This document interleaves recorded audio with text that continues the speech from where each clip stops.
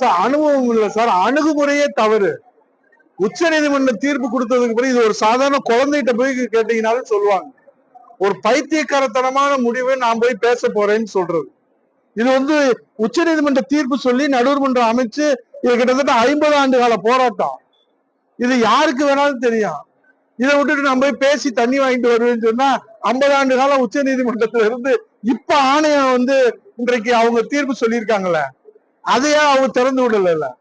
அப்ப இது வந்து எப்படி அனுபவம் இல்லைன்றது நாட்டுக்கே தெரியும். ஆனா அணுகுமுறைய பைத்தியக்காரித்தனமான அறவேக்காட்டுத்தனமான அணுகுமுறையினாலதான் இந்த தமிழ்நாட்டுக்கு இந்த தலைகுனிவு ஏற்பட்டிருக்கிறது. தண்ணி கிடைக்கலன்றது மிகப்பெரிய நமக்கு வந்து வேதனைன்னா, இது வெந்த புல்ல வேல் பாய்ச்சுற மாதிரி இந்த அணுகுமுறை நமக்கு அமைஞ்சிருக்கு. சொன்னாரு, நானும் படிச்சு பார்த்தேன். அவங்க ஒரு ஒரு ஒரு ரெகுலர் டைலாக் வச்சிருக்காங்க சார். ஏதாவது நீங்க கேள்வி கேட்டீங்கன்னா, கஷ்டமான கேள்வி கேட்டீங்கன்னா, அதுக்கு அவங்க என்ன தெரியுமா சொல்லுவாங்க? 50 ஆண்டுகள் தீர்க்க முடியாத பிரச்சனையை ஒரு வாரத்திலே எங்கள் தளபதி விஜய் தீர்ப்பார். ஒரு வாரத்துல மேலதாத பிரச்சனைக்கு தீர்வு காண்பாராம். எப்படி தீர்வு காண்பீங்க? அதுதானே சொல்லணும்ல. மக்கள்கிட்ட சொல்லணுமா இல்லையா? எங்கிட்ட சொல்ல வேண்டாம், பத்திரிகையாளர்கிட்ட சொன்னாதானே மக்களுக்கு தெரியும்.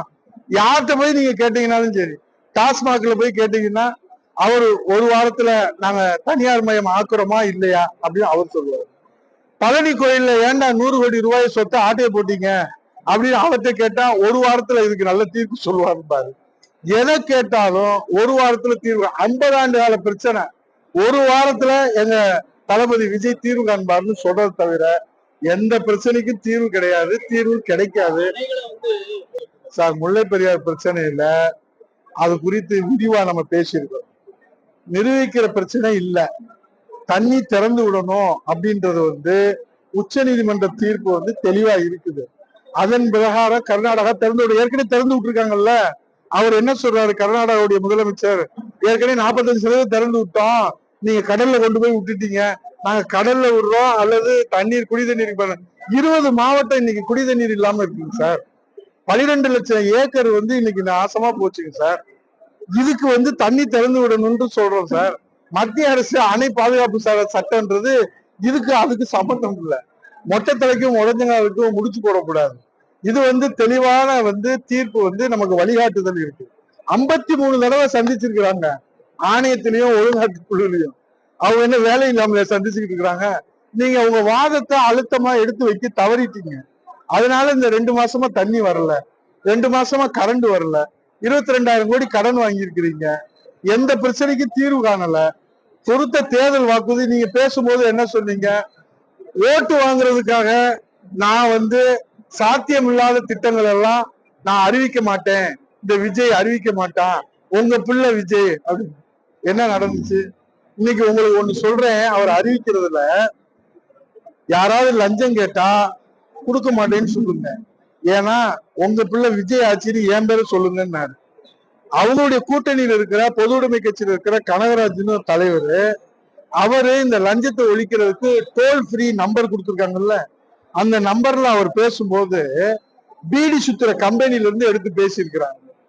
அதோ சொல்லுங்க, பீடி கம்பெனில இருந்து பேசுறோம் என்ன? இல்லைங்க, லஞ்சத்தை ஒழிக்கிறதுக்கு விஜய் அரசாங்கம் இந்த நம்பர் கொடுத்தாங்களேன்னு அவர் கேட்டு. இது நான் சொன்னா நீங்க அரசியல் கால் புரிஞ்சுன்னு சொல்லுவீங்க. இன்னைக்கு ஆட்சியில இருக்கிறதுக்கு காரணமா இருக்கிற பொது உடைமை கட்சி கம்யூனிஸ்ட் கட்சியில அங்க இருக்கக்கூடிய கனகராஜ் என்ற மூத்த தலைவர், அவர் வந்து பேட்டி கொடுத்திருக்காரு, பத்திரிகையில வந்திருக்கு. இதுதான் இந்த ஆட்சியினுடைய லட்சணம்.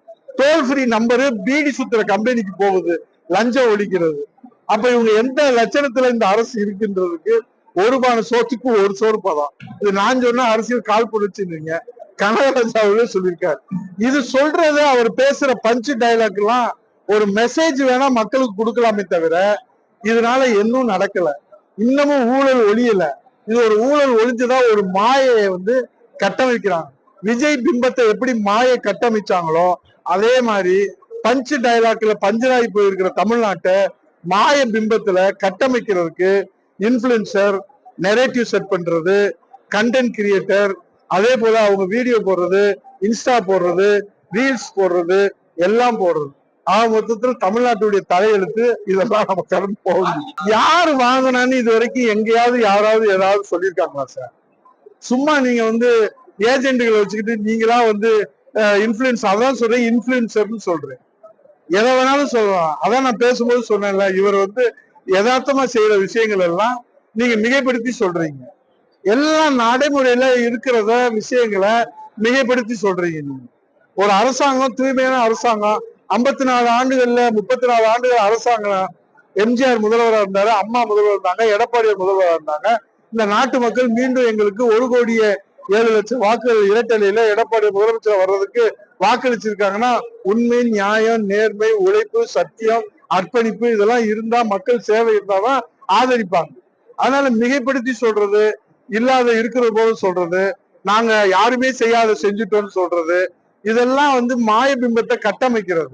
நடைமுறையில யதார்த்தம் என்னன்றத அவங்க புரிஞ்சுக்கிற வரைக்கும் இந்த அவலமும், இந்த கஷ்டமும், இந்த கண்ணீரும் தொடர்கதையா தான் இருக்கும். நன்றி.